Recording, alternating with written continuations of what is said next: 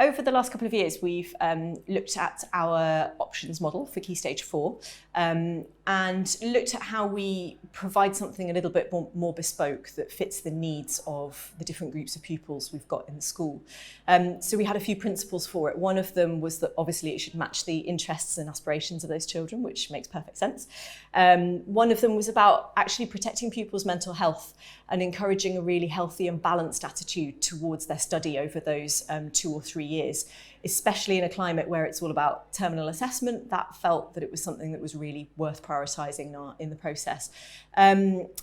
then the other thing was about looking at the aspirations of each group of children and trying to help them develop aspirations that represented personal excellence for them, bearing in mind that for one group of pupils that might be going to a Russell Group university. For another group, personal excellence might actually involve achieving local employment, and we've got some pupils who potentially would really struggle with that without the right support in school.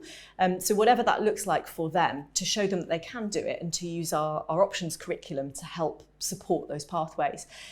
So one of the things we decided to do was ask every child to do a vocational qualification. Now, this is something that was quite new for us because we had quite a traditional, quite an academic curriculum, and we still do have a very academic curriculum, but asking every child at every level to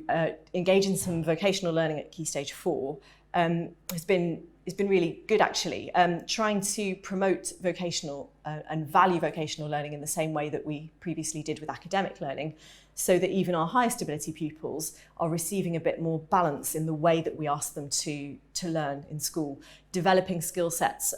around work-related learning, around contextualised understanding of what it is that they're learning,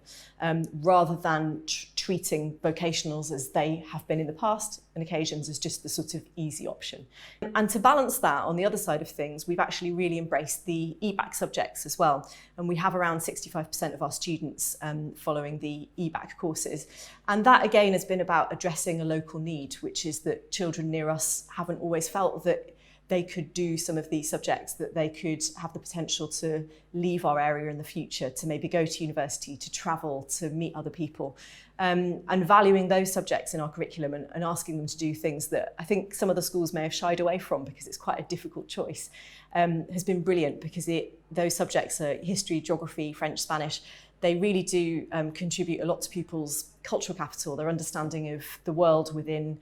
historical context, geographical context,